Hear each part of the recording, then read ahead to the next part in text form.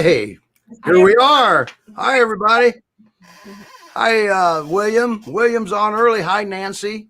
And Janine and Judith and Jane and Roxy. And that's where I'm going to stop. I'm taking a while. Here we are again. We're in Ohio. But and it's a beautiful day here. It's beautiful here, too. It's supposed to rain tomorrow, though. So, boy, we've got a big show today, and we're going to get busy on it right away. Yep. We're going to be talking about 11 dogs, 11 of them. How cool is that? So, all right. Anyway, hi, Gay, and hi, Bonnie.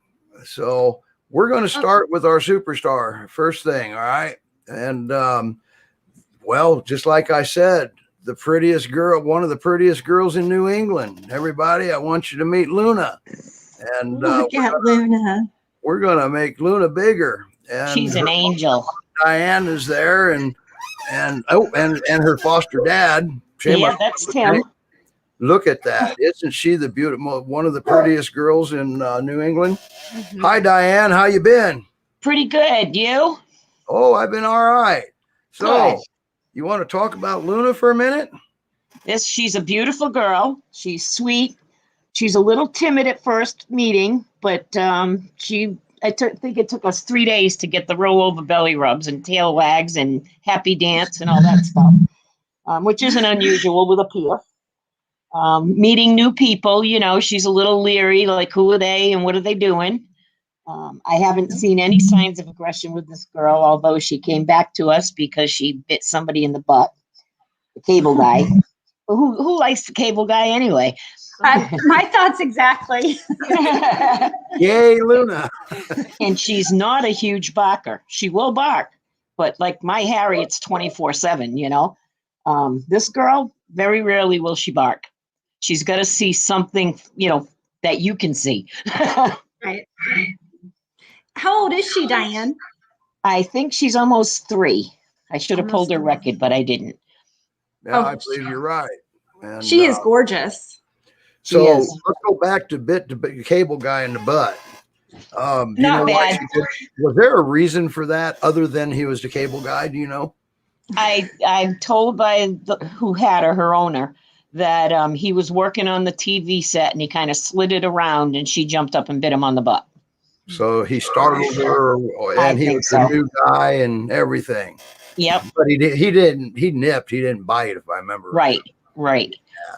And she doesn't have a bite behind her that I know of. And when we assessed her, we sent John over there. Right. And she did perfect with him, and she didn't know him either.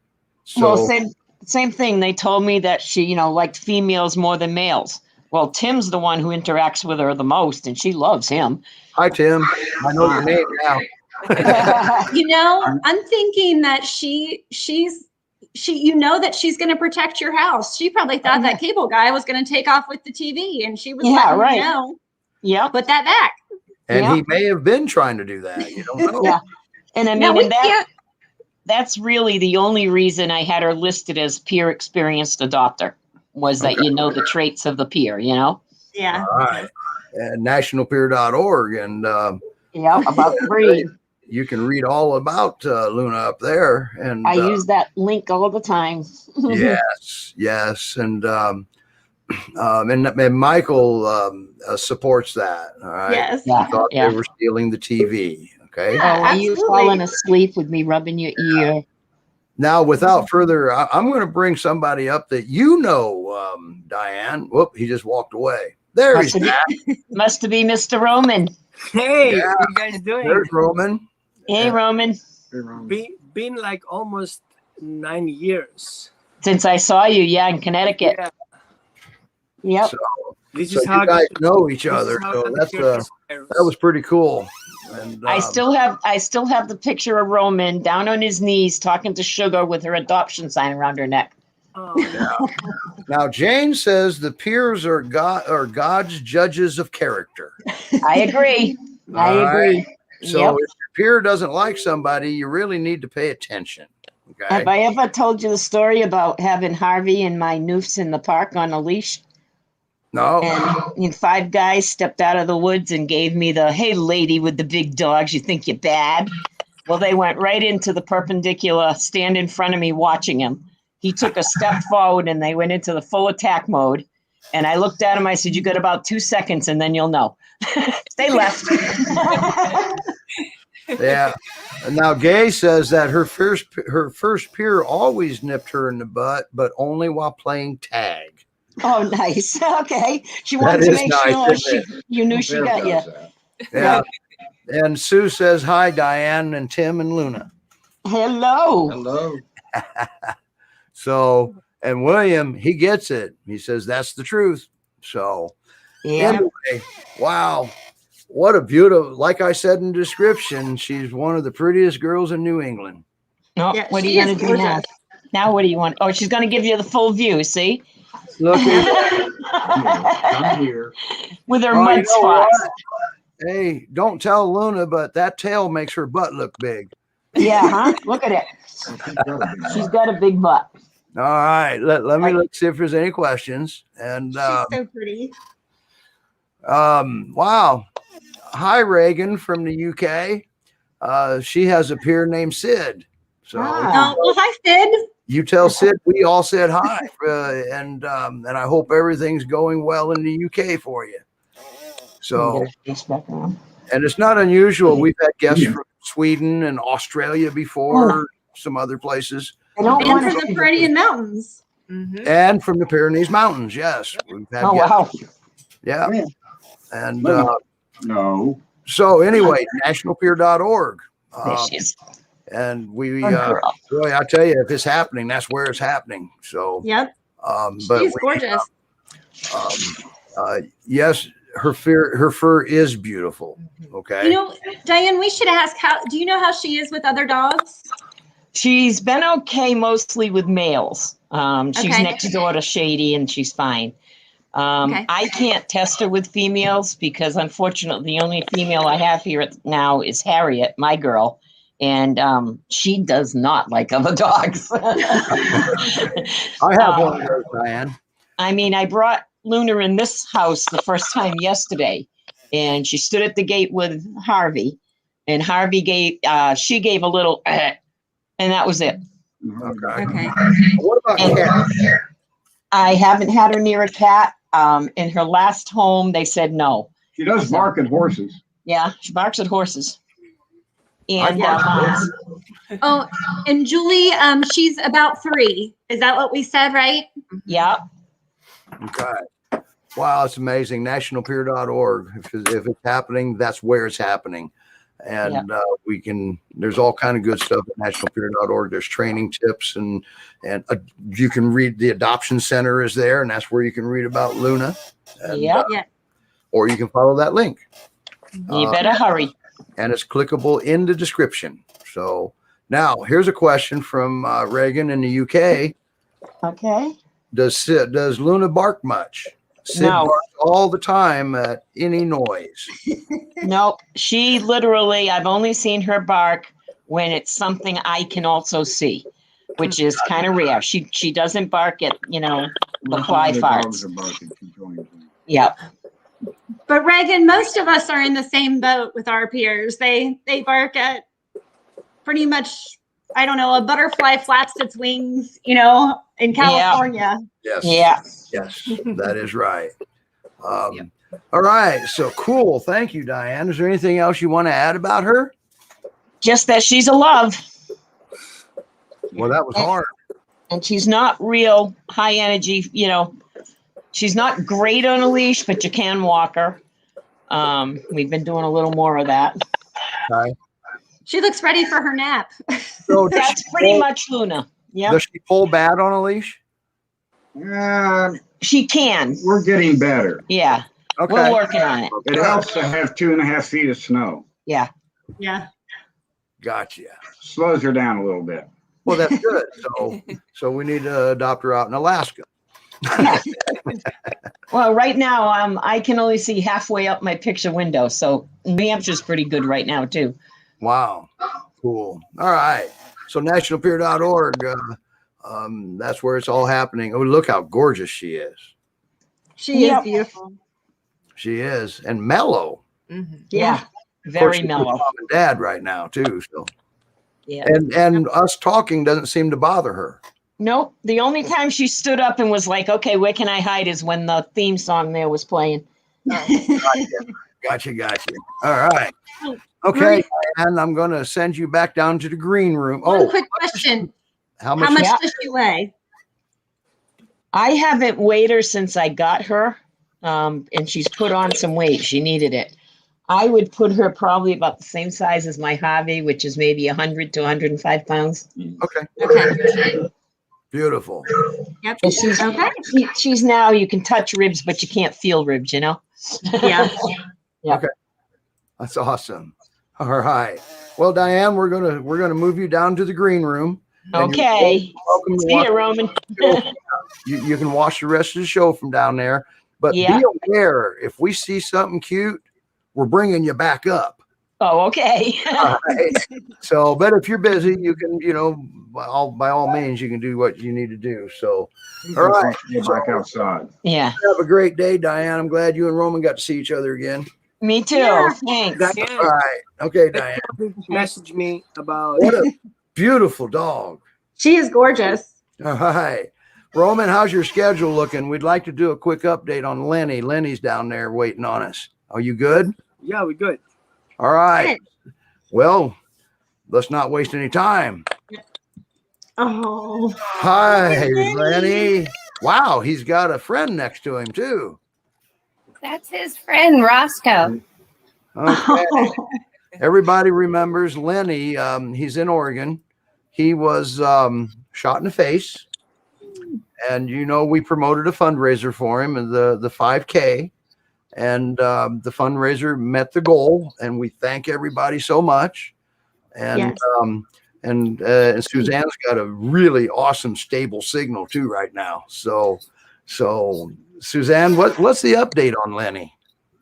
Well, I think you could probably get better answers from my friend over there. Oh, who, Lenny? I heard you cursing his lines. Sharon, are you her friend over there? So I don't know. Am I your friend? Yes, you're my friend. Okay. Sharon has a friend. Yes. Yay.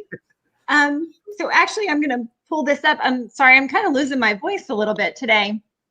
But Lenny was supposed to have surgery on Monday, right? March 1st. Yeah. And after reviewing all of his scans and all the information, they want to do a little more testing because they want to come up with a really good plan. So they can see some shrapnel, but they're just not sure, some of the issues with the bones. So I think they might be doing an ultrasound. Does that sound right, Suzanne? Yes. Yes, I don't know when yet because they haven't called. So yeah, so they'll be setting up hopefully that ultrasound sometime this coming week and get that information to add to the other scans so that they can come up with a really good plan because, they don't want to have to do multiple surgeries. They just want to do one surgery. They want to make sure it's right. So they're going to delay the surgery for hopefully just for a few weeks as they get everything, as they develop the right plan and get all the information, and then hopefully he'll be good and he'll be able to have his surgery. So that's what, so we're just kind of waiting for a little bit, but he's just so sweet. Yes. And I don't see him biting anybody either, but the problem of it is he has a hard time opening his mouth. Is that correct? yeah, he couldn't bite. I mean, he does nibble me on the butt if I'm not moving fast enough to get to his walk. Well, I know Lenny does it because it's in play.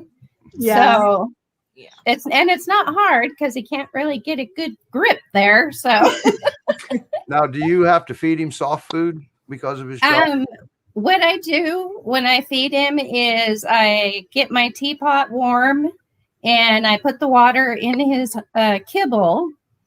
And I try and find small kibble because even the big stuff, when it's when the water is soaked into the regular size kibble, he can't really get it in his mouth and chew it without crying. So it's a very sad thing to watch and listen to, but I also use baby food to help him get motivated to want to eat. And that's the only way I can get him to eat his pills as well. And believe me, I've tried numerous things. So the baby food seems to work the best. And it's even hard for him to get water. I mean, he stands over the water bowl and he'll look at it like, am I really that thirsty? Or at least that's what I'm thinking. He's thinking because he's just looking at it. Yeah. So he's been pretty bad the last couple of weeks. He has been very uncomfortable. So they gotta hurry up and get this taken care of so they can get him in there and fix him, huh? Yeah. So hopefully they'll be able to get that scheduled soon. You know, they'll be able to get the ultrasound done and get a plan for him quickly. I think, but I just loved him laying on his brother like that. Yeah. So cute. Okay, Roman raised his hand. Roman raised his hand. Yeah. Hi, Susan. I would maybe you want to message me. I have a couple of options, and I would like to talk to you about. Oh, for his food? Okay. Yeah, in that context. Yeah. Okay. Okay. Can you send me your information? Yes. I will, Suzanne. Okay. Thank you. Yep. All right. I'll send you his. Do you do Facebook? Yes. Okay, I'll send you his Facebook information. Okay. Great. All right. Sounds good, huh? Yes, it does. Sarah says he obviously gets along with other dogs. Yes. Yeah. Yes, he does. He also said there's a small pea-sized salmon kibble called Supreme Source. Oh, okay. But anyway, but Roman, he always has good suggestions. Yes. Okay. Very good. Oh, look at that. Answers. Yep. We're going to make Roman bigger. Hold that up Oh, again. there you go. Here's what you can do. Cut small pieces, soften them up. Put them in a cone where you do in the bakery. Yes. And then let him lick it out as you squeeze it at the other end. That's a great idea. Show that box again. Is that Answers? Yeah. Yeah. Okay. There's pet food. Oh, okay. Okay, so a few things that are beneficial here. A, it's fermented, meaning it's all probiotics. It's a complete diet, and not the complete that the kibbles talked to you about. It's a real complete diet. And then they come in patties and nibbles, like the small ones. I think the smaller ones are better because you can count better. They're a little bit expensive. However, because he's going to surgery and he's not eating well, we need to boost his immune system for him to go easier through the surgery. Correct. Okay. So I think that would be a great choice to do. Basically, many holistic veterinarians use that as food medicine. Okay. Is it dehydrated or frozen? No, it's freeze-dried fresh. Oh, freeze-dried. Okay. No, it's freeze. No, sorry. It's frozen fresh. Okay, frozen fresh. Okay. I just cut it in third pieces, but usually the nibbles are kind of that size. Okay, good. So my Chihuahua, it's 20 pounds, gets 3 nibbles per meal. My big dogs get more of that. Don't get me started. All right. So there we have it. They're working hard on Lenny to get him into this surgery, but they want to do it right the first try. Yep. Because they only want one recovery, right? Yes. Yes, right. One recovery. So this is amazing. Suzanne, thank you for coming on all the way from Oregon. I know it's early for you. Yeah. And so once again, just like last time, you're more than welcome to watch the rest of the show from the green room. And if I see him nibbling at your butt, you're coming back up. Steve, as a simple reminder, remember I talked to you about donated sessions where people can, after they donate a certain amount of session, certain amount towards his recovery, they also get a free session, online session. There you go. So how far do you travel? I usually work online with people. So okay. I basically am wherever Wi-Fi is or internet connection. Okay. I'm in Oregon, I'm in Eugene. So if somebody needs me really in person there, that's something we can handle. Okay, thank you. Because you're in Beaverton, right? Yes, I'm in Beaverton, Oregon. That's quite a drive. Yeah. So All right, Suzanne, thank you so much. And there you have You're it. welcome. Roman will reinforce his offer here in just a second. And so I'm going to take you back down. You're more than welcome to watch it from the green room. We have to get into Roman's, ask the trainer segment. Oh, yeah, right. You have that too. Yeah. So now I sent you the document, but we're only going to be able to, since we're going to have some time constraints here. Do you have the document in front of you? You want me to read it? Read it, please. Okay.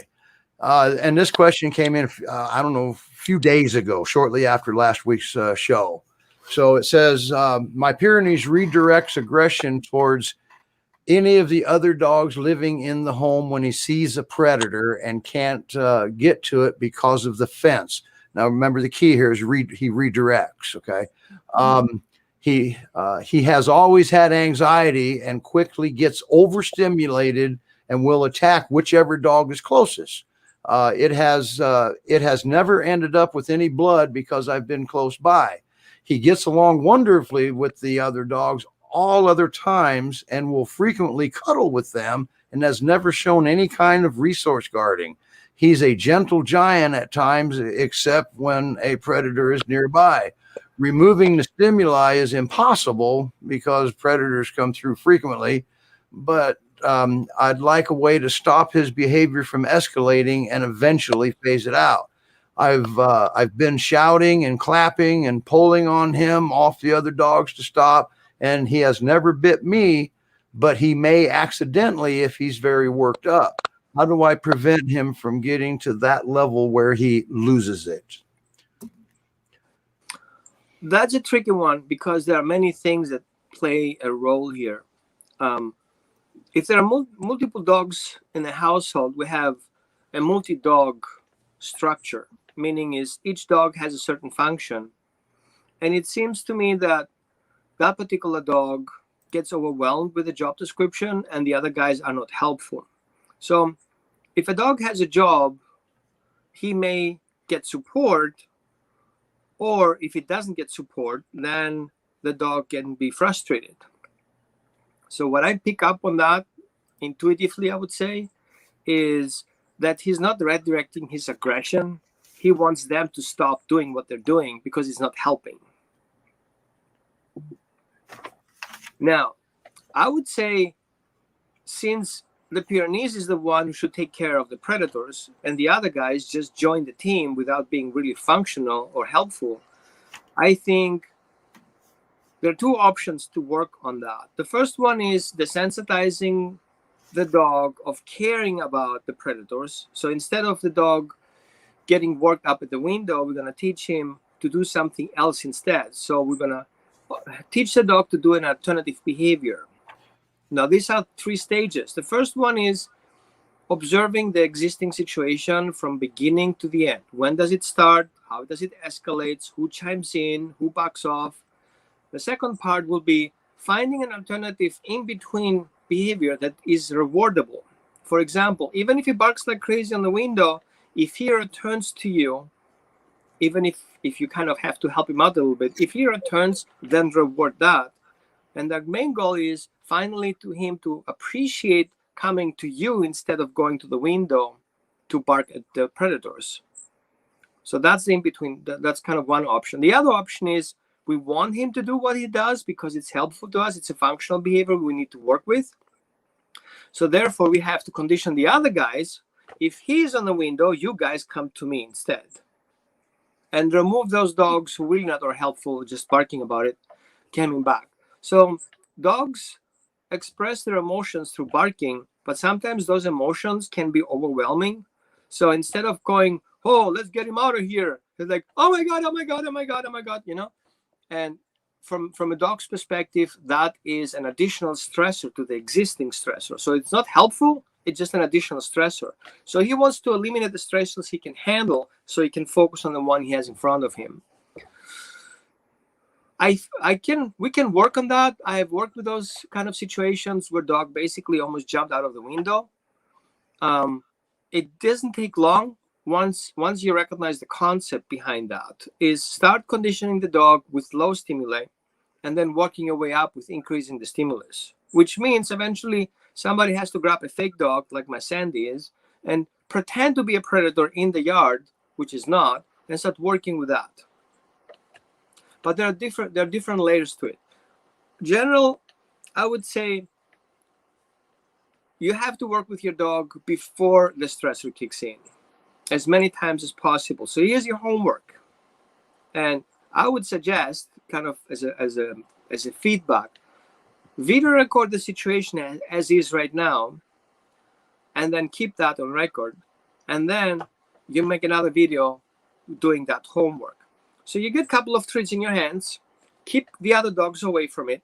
You're gonna work only with one dog at a time. And you're gonna take those treats and gonna toss them in a direction where your dog goes and pick it up. You're gonna tell him, go get it. Let him know what it is. Super yummy treat. Let him smell it, toss it, let him go get it. He picks it up, he comes back to you, he gets another treat.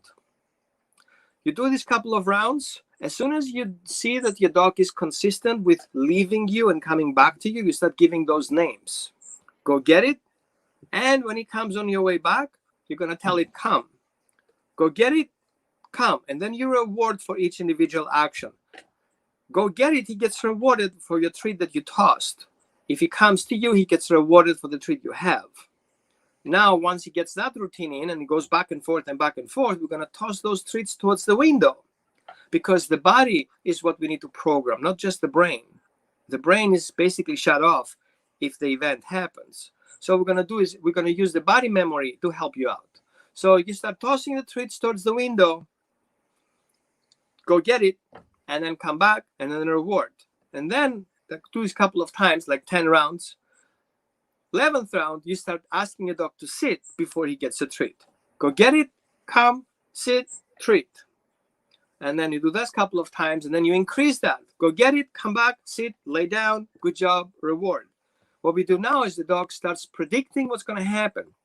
If I leave, I have to come back, I have to calm down, I have to lay down, and then I get a treat, right? So what we teach the dog is not only to come and return, go and return, we also have to calm him down. Sitting is part of calmness. Laying down is even more calm than that. So don't force your dog to sit unless he does it on his own. So focus. You toss the treat, he comes back, you offer the treat, wait for your dog to sit, reward that, and then call it sit. Only if your dog really does it. Make sense? Now that we have the triggers available, all you have to do, knock at the wall. Guess what's going to happen? The hell will break out. But because you are in control of that sound, you know exactly what's going to happen. The moment you do that, you say, hey, come, and offer the treat. Wait for it. Don't double command it. Let him find out what he missed. Exactly, Ashley. It's impulse control. But what we're teaching is the body how to handle it, because dog doesn't have troubleshooting skills. He needs help. Let him see what he missed being at the window. He comes back to you, he gets rewarded. Now that part of it is we condition the dog that temporary acceptable behavior, and the goal will be our goal, him not going to the window in the first place. Okay, so we toss the treat, go get it, come back, good job, here's the treat, sit. Then you make that noise and give him the treat. You start desensitizing the noise that happens, and now the dog recognizes, hey, noises are just a message that I have to come to get rewarded instead of going nuts. Now, I don't give you more details because you're gonna mess it up. So work with that a little bit, and I would like to see a video in a week from now how that goes. Remember, you want to reward your dog for things that he likes to do. So we're gonna build up a game around going to the window, coming back, so his body can remember what to do at the window. Because the window is the portal to anxiety. All he has to do is look out there and he will come as soon as possible. Now we're going to teach him that window is just a temporary thing. Basically, the problem and the solution is right here.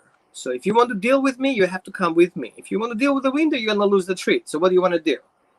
And now all of a sudden, without punishing your dog, without correcting your dog, you're creating a new job description, rather here than there. I hope that helps. Yes. Now, what's your time look like today, Roman? Are you going to be able to stay with us? a little bit if you have another questions. Otherwise, I have to dig some holes. Yeah, we're on a little bit of a time restraint. Good. We're good to go then. I'm sorry. Okay. I'm good to go then. No big deal. Okay, because there is a second question, but let's see what we can get snuck in here first. And there's Tina. Good, Tina. And oh, that was her question. Hi, Tina. Okay, Tina. So make that video. Let me know how that goes. And keep the other guys, because usually 90% of the time people accuse the wrong dog of being a bad dog. And don't see the other guys who fall through the cracks, because the other guys who actually create the problem, and he just wants that to stop. So look at very closely who's getting more excited and more anxious and more fearful. And they're like, next to him, I'm like, shut the bark up, kind of thing, right? And that barking has to stop. So if you step in and help him out, then you will be his best ally. He's going to follow you, because if you can handle that, you can handle that in front too. Mm-hmm. Yep. And also, Tina, you can probably email the video right to Roman at holisticdogtraining.org, or you can email it to the Pyr Show at nationalpyr.org. But I think Roman would rather get it directly. Yeah, it will helpful, because then we can have a short chat about it. Yes. Okay. So if you can hang on for a few, let's get through some of our next agenda here, Roman.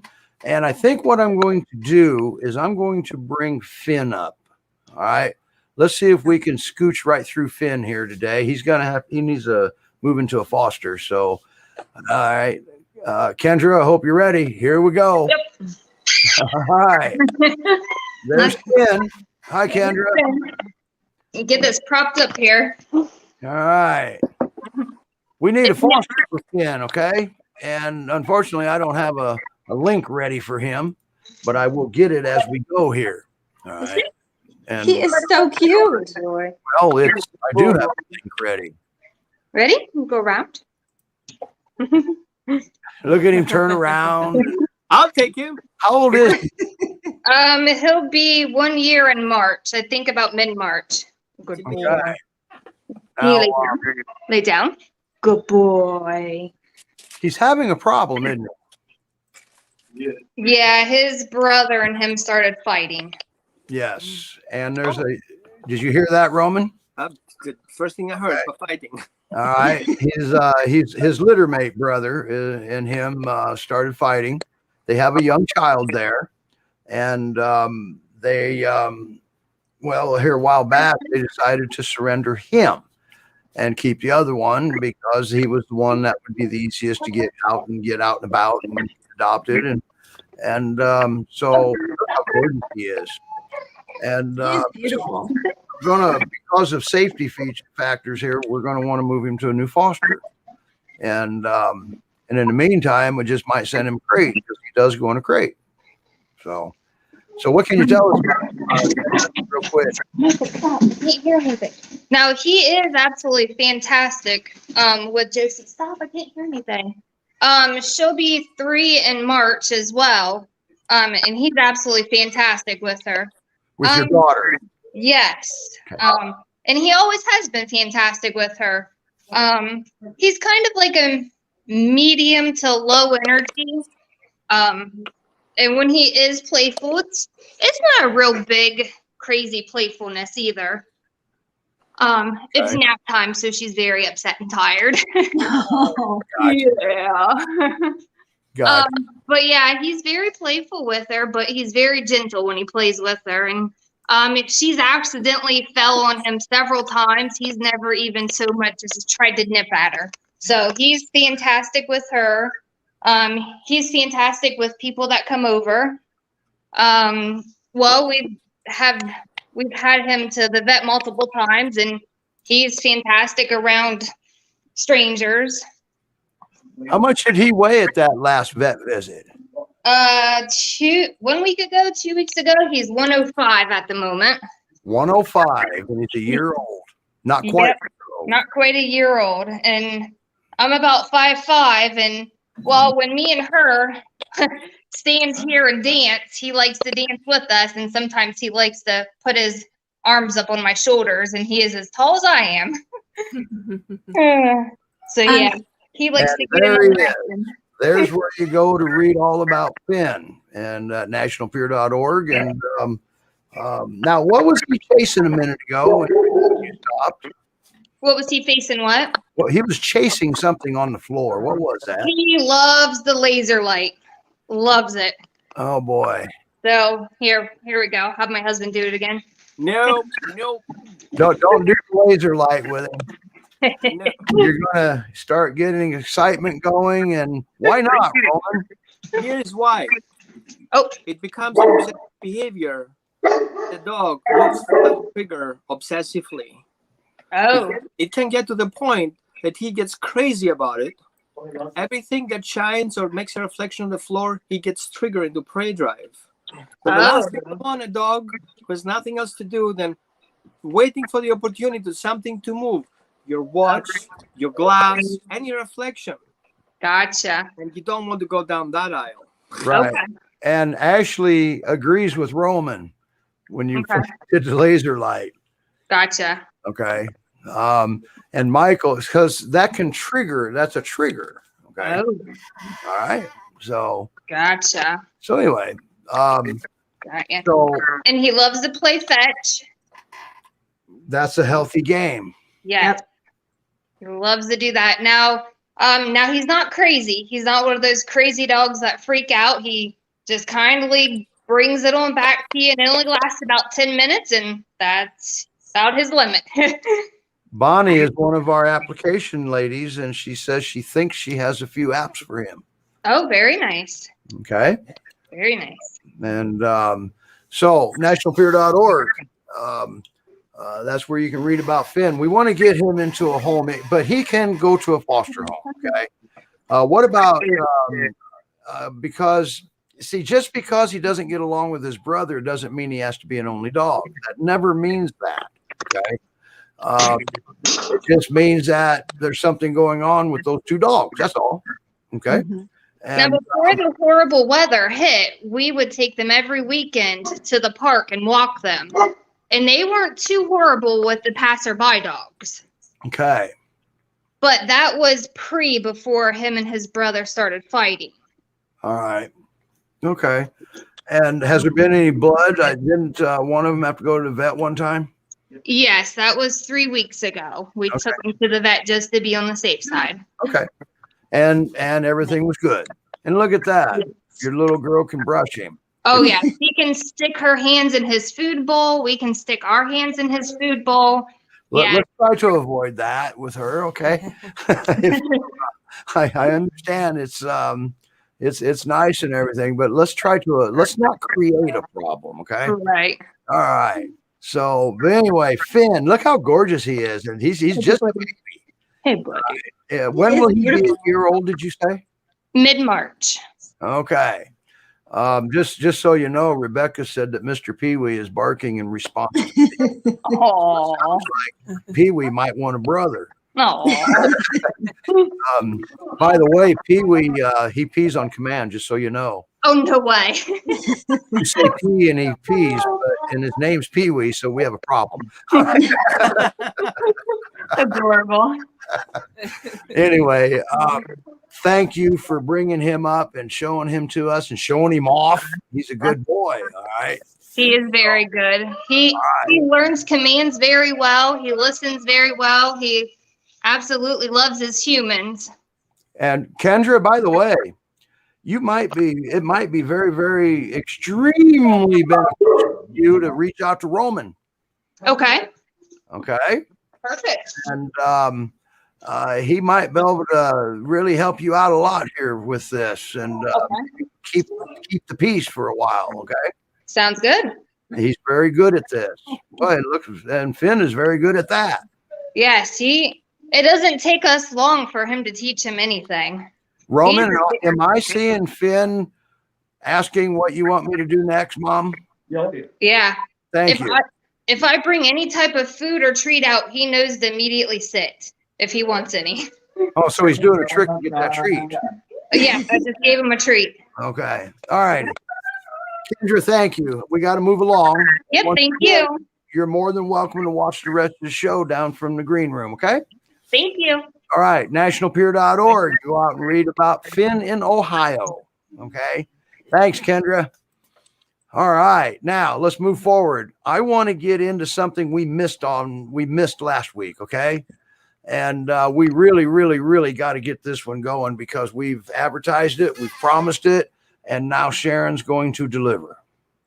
Yeah, so something that I've really wanted to talk about for a while, as many of you know, I fostered Chessa, and Chessa had kidney failure. And in that process, I did a lot of research. And through the research, I learned about a test that I personally had never heard of, and it's called an SDMA test. And I don't know if we can bring up the slide. Yep, that one. So what the SDMA test is, a lot of you know that in a standard blood panel, you get the BUN and the creatinine, and those are markers of kidney functioning. Well, the issue with those two tests is that they don't typically elevate until 75% of the kidney function is lost. By that point, there's the dogs are so, the damage is so far progressed that the dog's quality of life decreases. It's just not a good situation because there is no cure for kidney disease, unfortunately. But the SDMA test actually will detect when there is, on average, 40% loss, but it can detect as little as 25% loss of kidney function. Wow. So think about it. I mean, you're finding out that there's an issue with the kidneys when possibly only 25% of the kidneys are damaged. There's so many things that you can do at that point to really help keep the kidneys healthy. You can help prolong it just 25%, right? Exactly. Gotcha. You can help prolong the dog's life. You can help prolong their quality of life. And this is not a test that I knew about. It's something that, and actually some people have found that it is actually in their blood test. They went back and looked, but their vets didn't explain to them what it was. And so the BUN and the creatinine were fine, but the SDMA was elevated.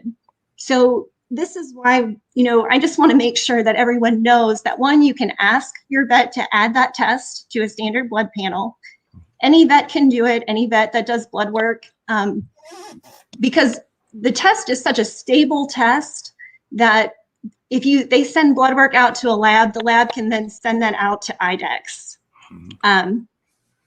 So John, I'm going to grab this real quick.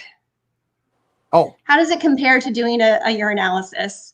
So the urinalysis is always part of the kidney functioning, but the SDMA is a great test to use to detect that early. Sorry. Of course, my dogs have to bark here. Sorry, somebody came to the door. Hold on just a second. Hold that thought. Okay, so we'll give you the info, Nancy. Absolutely. Okay. We will do that while Sharon's, you'd think she has Pyrenees or something. I think they're good. I need to practice that, that homework that you gave, Roman. So we'll be working on that. And of course it's Leo, the Pyr, that is continuing to bark. But so you can do the urinalysis, but the SDMA will truly detect when there is, a much lower loss of kidney function. So yes, adding that on is perfect. Anytime you want to add additional testing, you're just going to get a clearer picture. You're going to learn things. Yes. So it's something that as my dogs have been going in for their annual checks, I am adding it to their blood panel, just for my peace of mind so that I know where we're at. There's so many things that you can do with, to help improve kidney functioning early on. And so I just feel like being able to catch something early is so beneficial. And like I said, it was just something that I never knew existed. I've been to multiple vets. I've never had a vet tell me about this test. I've never had a vet offer this test. So in dealing with Chessa's kidney failure, I found that a lot of people were in the same boat that I was. I'm gonna do something here. Mm-hmm. And Roman just sent me a link, Mm-hmm. and I brought it up. And I don't know how to share two of them at once. Copy paste it in your link. Here, this is what we'll do. Oh, there it is. Except for one thing, you guys can't see it. You're supposed to be allowed to do. Well, no. Yeah, share the screen. I will. This is what I'm going to do. Stop to share, and I will share this one. This is kind of an important. It has to do with this, right? And it should be this one right here. And let me bring it up. There. Yay! Yay. Oh, I got smart. Let me quickly talk about that a little bit. I had no clue this is possible. It's 1973. I was with my father at an iridiologist. The iridiologist is a person who look at your eyes and tell you what you have. It's not a psychic, right? So what happens in the iris of the dog and the person, there are sections, and each section is to each individual canine or body systems attached and connected. So theoretically, through the eyes, you can see what internally is going on. So this iris really responds pretty quickly on body systems. So if something comes up, it will show up there as a dot, as a line, or a circle. It will be visible. So what I suggest to do is check with your dog eyes. Don't staring inside. Don't try to look in there. You don't get a bite face. But make sure you have a better capture of what's going on with your dog. Get an imaginary picture. How does my eye look like of my dog? And then compare it once in a while. When you pet your dog, look him in the eyes. It's fine, you know. And if you see something new coming up with that chart, you can look which part of the body system is responding to it. And then you can go target it to the vet. It says, I have a suspicion that that's eventually something is going on. Okay. Okay. Cool. Thank you, Roman. Now, Nancy's question is, he's already been determined to have kidney disease. So is this test too late for him? Nope. So it's actually a good measure of continued kidney function. It helps provide more information. Greg, if you can bring up the slide that was up before. Yep. Let's see if I can hide this real quick. So one of the interesting things about kidney function and with the SDMA test is that it is not impacted by any kind of external factors. So especially for senior dogs, sometimes your BUN and creatinine can be impacted if they're losing muscle mass, if the dog has some kind of other disease that is affecting their BUN and creatinine. They could be incorrectly diagnosed with primary kidney disease when it's actually the loss of kidney function is a result of another illness. The SDMA is not impacted that way. So it really kind of helps determine, the SDMA along with the BUN and creatinine will help determine is the kidney loss of kidney function primarily just from the kidneys, or is it from something else that is causing the loss of kidney function? So it is a helpful tool, even if your dog has already been diagnosed. And if you pull up the other slide, Greg, I think it's the resource slide. So I wanted to put this up. John, you asked if SDMA is only an IDEX test. Yes, IDEX is the only lab that does SDMA, but any lab, so even if your vet does not use IDEX, it doesn't matter. They can send the blood work out to the lab, and the lab will then send it on to IDEX for the SDMA test. So actually a dog that just came into rescue just past couple of days, the vet that they went to, the vet does not use IDEX, but I was still able to add the SDMA test onto the blood work because the lab that they send it to, the lab will then send to IDEX. So you can still do it. The Iris Kidney link, it's the Iris. Iris is the International Renal Interest Society. and is a great resource about all things kidney disease in our pets, in both felines and canines. So 1 in 10 dogs will experience kidney failure, and 1 in 3 cats will experience kidney failure. The IDEX SDMA test, if you just want more information about the test in general, you can go out there. There's all kinds of information. There's also information on how to interpret the results and what those results may mean. And the reason I want to give all of this information is that a lot of times, you know, vets have to know so many different animals and so many different diseases and so many different things that nobody can know everything about everything. So by giving you information, you can then go on, and it gives you things to have a conversation with your vet about. You know, with Chessa, we didn't know that her phosphorus was high, and that is one of the most deadly things with kidney disease.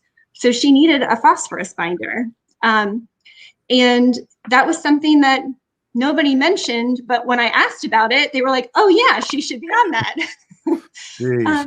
And it's not the fault, you know, I'm not faulting any of the doctors out there, because it's just hard when, you know, when they're busy and they know stuff, but maybe, you know, they don't think of it right in that moment.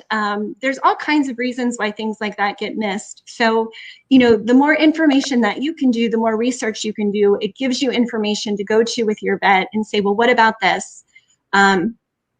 The canine kidney disease link that was on that, was the last on the slide, that last slide. There's a Facebook group called Canine Kidney Disease, and it has a ton of information. The people on there are great. It's a great support if you do have a dog with kidney disease. Everybody's very, very helpful. And, you know, so again, it gives you information. I'm not saying to use that, you know, to use Facebook as your primary means of treating your dog, but you take the information that you learn and you call your vet, or you go and you ask your vet about that information and ask if it would be appropriate for your dog. So, you know, those are just kinds of things. Kidney disease is really complicated. Yes, it is. And I felt like the more I was learning, the more there was to learn. So, you know, the SDMA test to me is just kind of the first line of defense. You know, if you can find out early, there's so many things that you can do to keep that kidney failure at 25% or 30%, and keep it, you know, from progressing so much further. Yeah. Thank you, Sharon. Sharon, if you have time, I know you don't have time, but if you have time, you can write kind of like your personal experience in a couple of words. I can make that the website post. Okay. Build it up. Yeah. Compare it, and also adding some proactive work that we can do, preventing things from happening by being aware of feeding, being aware of medication that could cause these kind of issues, and make it the blog post. I'm happy to post it on my website, and you guys can post it too, so more people see that. I kind of see this as Chessa's legacy. You know, if I can help educate more people on you know, and help other dogs live longer, better quality life, then that's what we want to do. Now, in less than a minute, can you answer Nancy's question? In less than a minute. There's all kind. I mean, I don't know that they have a cause. You know, there's toxins. There's you know, food issues. There's food. You know, would probably be my big guess. But you know, there's a why. I mean, on those website or on that, you'll know. Nancy, you said you follow the Canine Kidney Disease Facebook group, and people have a wide range of diets. You know, there's people that feed kibble, there's people that feed fresh, there's people that feed raw. One thing I would say, if you do use the freeze-dried food, make sure you rehydrate it, because you want to make sure that your dog is not just eating the freeze-dried without it being rehydrated. They need the moisture. So it is important to rehydrate that. Wow, thank you. But I'm not saying that causes it. I'm just saying it's something that you can do to kind of help the kidneys stay healthy. Yes. And plus, he doesn't have to eat crunchy food. You're rehydrating the food. And some of them say, please rehydrate our food. All right. We have to be a little bit careful with hydrating kibble. because kibble expands with water, Mhm. and we don't want to have a mess with the dog. So very, very careful. Different foods expand differently with water. You can do a test. If you see a kibble exploding in your waterfall, you want to keep it away. Yep. Exactly. I'm talking specifically just about the freeze-dried food. That is Yes. dehydrated. Thank you very much, Sharon. We got a couple more dogs Yep. here we want to get up We here. do. And we've been asked to do. And the first one we're going to bring up, I know a little bit about him. I'm just going to, if you go out to nationalpyr.org, you'll see this. Okay. Yep. And this is a slideshow. And this very first dog that's up there is our own Austin, isn't it? Yes. All right. he is. We're putting her to work right now here. She's had a free pass too long here. But this is Austin, and he's about 3 years old, and he's in boarding. Yes. Okay. But the good news is before too much longer, he's coming right here. Yes, he is. Is that true? Yes, it is. He's coming right here. So we're bringing him to Rachel's new home, which is right next door. Yep. Okay. I will be fostering him. Rachel will be fostering him. He, Yay! yeah, that's right. Now, with Austin, I mean, he's been in boarding for a little over a year now. Yeah. And we have some work we want to do with him. So nationalpyr.org, you can read about him, and you will definitely be able to follow his progress. Yes. Okay. We're talking within the next 2 weeks, he'll be here. Yeah. So along with another one of them. Yep. All right. But anyway, she's not on the slideshow. So that's Austin. And at nationalpyr.org, he's a big old male. He's 100 pounds. So he's a medium-sized male. But let's bring him back. I forgot to hold him. So anyway, moving on. Our next one we'd like to talk about is Bailey, whom is also in boarding. Yes. And Bailey is handsome and smart.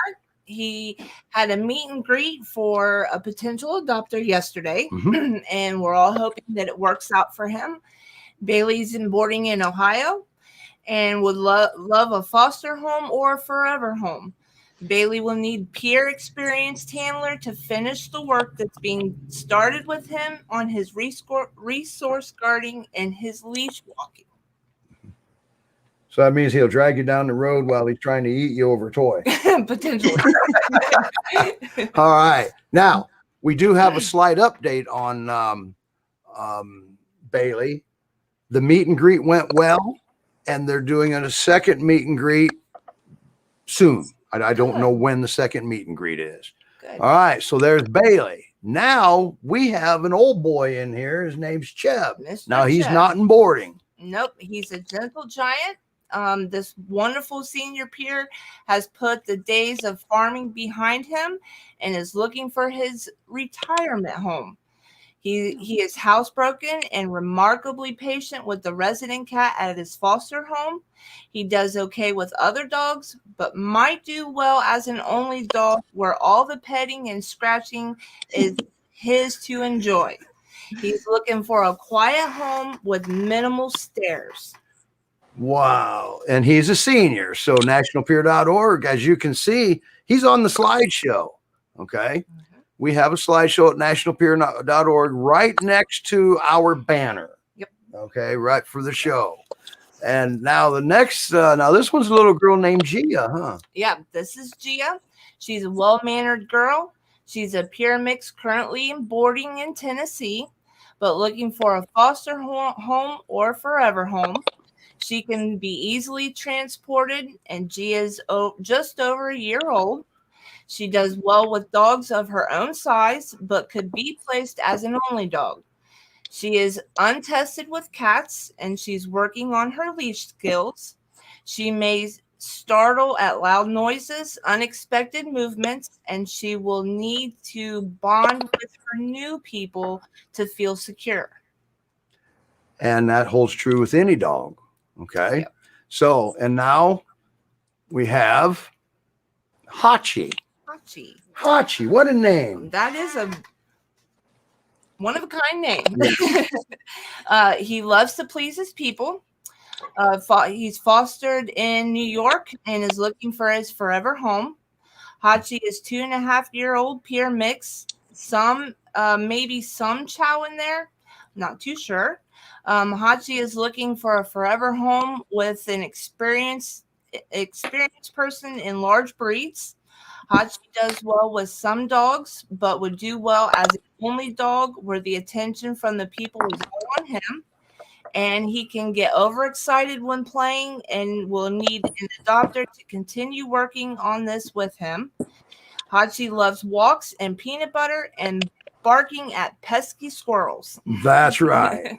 And by the way, it looks like that picture might have been taken on Tongue Out Tuesday. Definitely. And I just had to do this one, okay? Because we just featured Luna. Yes. She's also on the slideshow, okay? So, but anyway, there's our slideshow in action, okay? And as you can see on the website, I mean, I'm at nationalpyr.org, and this is what you see. And if you scroll down, see where it says help right there? That's a very good section, okay? Roman has made videos, some targeted videos the links are in there. And and it's just an amazing section of our website, just like the rest of the website. So anyway, there we go. Now we do, and this is going to be, we'll do a vote. All right. Why am I big? We have one more question for you. Okay. And I just had to get everything in. Are you up to it, Roman? Yep. Okay. It says, sometimes Asher stops and freezes, then lifts his lip and shows his teeth a bit if approached when he has a bone, even if he's done chewing on it.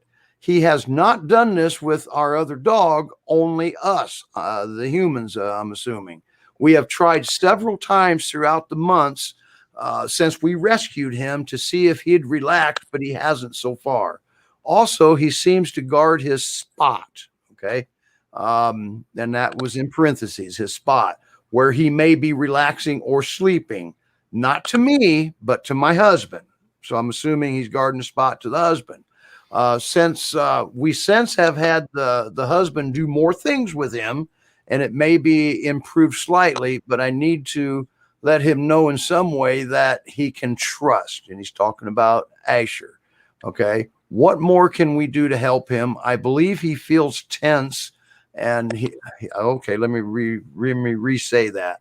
I believe when he feels tense, he sticks his tongue out as if he's licking his lips a bit. So we recognize this as a sign of him being uncomfortable. Okay. Let's play a game quickly. You see that? You see this? What do you think is going to happen? I'm already cringing. Right? So this is how trauma works. You need only one trigger to predict the end of it. So if a dog has trauma from being approached by people, doesn't have to happen with you, doesn't have to happen previous adopter, could happen the very, very beginning of that dog, where the dog has the prediction that people come up and I will get hurt. Or the dog feels guilty of doing something that he's supposed not to do, and now I feel I would get punished for it. So if the dog goes into that wrong thoughts, negative thoughts, the only thing you can do is prove him wrong. And that comes with persistent work. So if I say, hey, that was just a fake knife, it's not real, and you're like, really? And then I have to prove it to you. That's just a fake knife. It's just a plastic thing. It doesn't do anything. And I'm like, oh, okay. Then all of a sudden you have a little bit of a better thought. So what we want to do with that dog is changing his negative thoughts and make them positive thoughts. Now, there are two things that we have to look for. The first one is threshold. You have under threshold, you have at threshold, and you have over threshold. It's not only distance and not only time, it does also have emotions behind that. So if I'm emotionally at threshold, meaning is that would be at threshold, or I could be over threshold, That would be over threshold, or I'm under threshold, right? So if you approach the dog and the dog from there always gets this, you are at threshold. Now there is a switching point between under threshold and at threshold, which is the moment, a second before the switch comes from excitement into anxiety. That switching point, the dog will give you a signal. Right, not moving is the signal. So if your dog stops moving, he's checking the situation before he makes an action. What you do is you stop, go back a foot, prove him that you saw that message. It's important that you do not correct that message. Don't tell him, oh, it's okay, because you're the trigger. It's kind of like, oh, it's okay, no big deal. It's not work like that. So the first thing you do is give your dog free rhythm, back away from there, get under threshold, and then you can talk about stuff. Okay? Remember FBI, bank robbery, you want to negotiate? No, you let the other person feel in power first before you start negotiating. So you want the dog to see that he's in control of you and you back away from it. Don't worry, you're going to lose the war. No, you don't. Okay? You're going to win the battle and the war at the end. So when you back away from there, tell him, hey, I only came here for a treat. It's yours. And walk away. And then come back again. Remember that threshold, that narrow line where your dog got this. Stay before that. Stop there. And it's like, hey, remember that? And he's like, yeah. What is it? Oh, you want more of that? Well, I have to step forward to do that. And make a step forward, get at threshold. Remember where he kind of got weird about it? Toss the treat there and walk away. Now, you're going to see is as you prove yourself as predictable and the dog has positive thoughts of why you're coming up, you're going to see you're going to get closer and closer. And that threshold becomes shorter and shorter. And your at threshold gets closer and closer to the dog. Of course, you do not grab the dog's thing anyway. Then the only thing you have to do is prove him consistently that you have something that he wants. And then he has to do something about it. He has two options. Show you an alternative behavior. Remember, we talked about that before. Or he can come up to you for it. Mm-hmm. And what I would like you to do, I will post in the comments a video of T-Bone, who was so guarding of himself and food that he will actually bite his best friend for it. Mm-hmm. And then I have a video of him struggling with a bone in his mouth. And I have him drop the bone in a safe place, come back to me, get his reward, and I will be safely to remove that bone and hold it for him. You have to prove your dog that you are an ally and you're not the enemy. And it can start as simple as like, oh, you shouldn't have that, and grabbing your dog's mouth and pull that sock out of his mouth, proving your dog that you are a predator and you don't care about what your dog has. Socks, kids' toys, a shoe, all these things just add up for your dog to have start negative thoughts. When he's something of a value that he perceives as a value, that you will come and take it away from him. So I know people steer in the food bowls. What do people do? They interrupt your food while you're doing things. This is what I'm saying. It's not necessary to put your hands in your dog's bowl to prove him that you're going to take it away from him. Make sure you're a giver in your dog's eyes and not a taker. Because then you get this because you're a taker. But you can have this and it. Okay. Yep. So, and I apologize, Roman. I missed your message. He had to go at 2, but yet he stayed around to answer this question. Thank you so much, Roman. Okay, see you guys soon. Thanks, Roman. Thank you, Roman. Bye-bye. Now, I want to do this, Sharon. Yep. This comment, I did not want to miss that one. Okay. Which I know we're well into overtime and people are fleeing, heading for the hills, but hopefully Noreen's still on. So you said you just rescued a 2-year-old 3 weeks ago. You're getting conflicting opinions. So there are so many conflicting opinions out there. The actual answer is whatever food is right for your dog. So for, certain dogs, I mean, most of my dogs are on grain-free. They need to be on grain-free because when they're on grain, their skin is itchier. They have a lot of eye discharge. I switched to grain-free and that goes away. I do make sure that if you buy grain-free, you want to look to see if taurine is in the ingredient list. And as long as taurine is in there, taurine is the issue regarding the dilated cardiomyopathy that people were concerned about with the grain-free diets. You can also buy really cheap at the grocery store taurine supplements. And if you're feeding grain-free, throw a taurine supplement in there for your dog. If they don't need it, it's safe. It just passes through. I have spoken to my vet about this, and my vet did recommend just doing this and that it wouldn't be harmful in any way. And that way you can kind of make sure that you're safe that way. And so, Noreen, you're saying he has a history of skin issues. So sometimes it's trial and error. It's figuring out what works best. My boy, let's see if you can see him over there, that little big fluffy guy who's a Pyr Collie mix, had horrible skin issues and eye discharge, and he eats a fish and sweet potato diet, and it works really well for him. And and it's a particular brand, and any other brand I've tried does not work that way for him. So, they're each unique, and you just kind of have to figure out what's best. But I would look for a high quality food and then go from there. What I did with Zoe and Gracie, skin issues, it's hard to say what's causing them. So if you're feeding chicken or beef or lamb or something like that, go to seafood. And that's what I did. I went to salmon and sweet potato. And the skin issues on Zoe's went away, and she's beautiful coat now. Gracie's is cut down to nothing. Yep. All right. Yep. And and here's the thing. Sorry. I always say that if you don't know what your dog wants, ask the dog. Well, and your dog can have environmental allergies, but if you're feeding a food every day, the same food, and that is causing allergies, then you add the environmental allergies on top of it, that amount of histamine just goes in, it just goes crazy.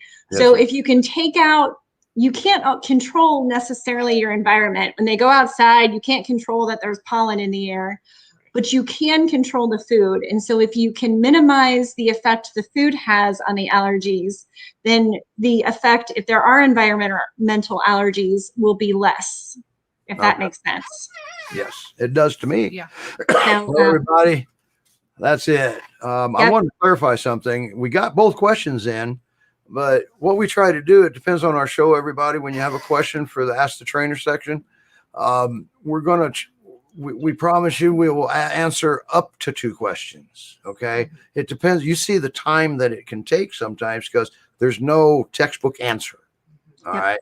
So, but anyway, everybody, go ahead. I just wanted to add real quick, if anybody has questions about the SDMA test, or if they have questions about kidney issues, I am not an expert, but I'm happy to share the information, what I know or what I've learned. So you're welcome to message me.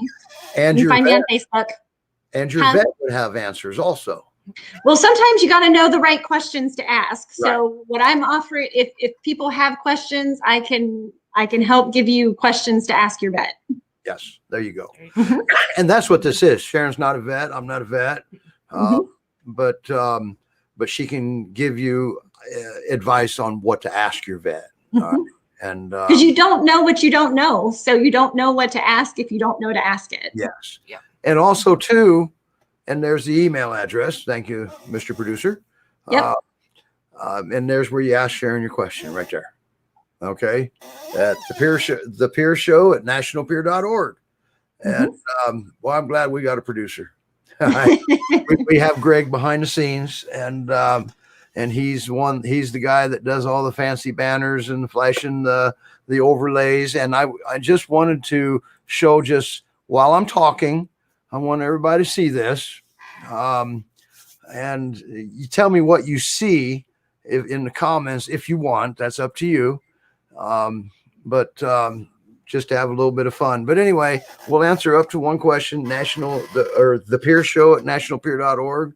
feel free to email there. Sharon has access to that. I have access to that. And our producer has access to that. Mhm. So there we go. Now, that T-Rex is having fun. Shoveling.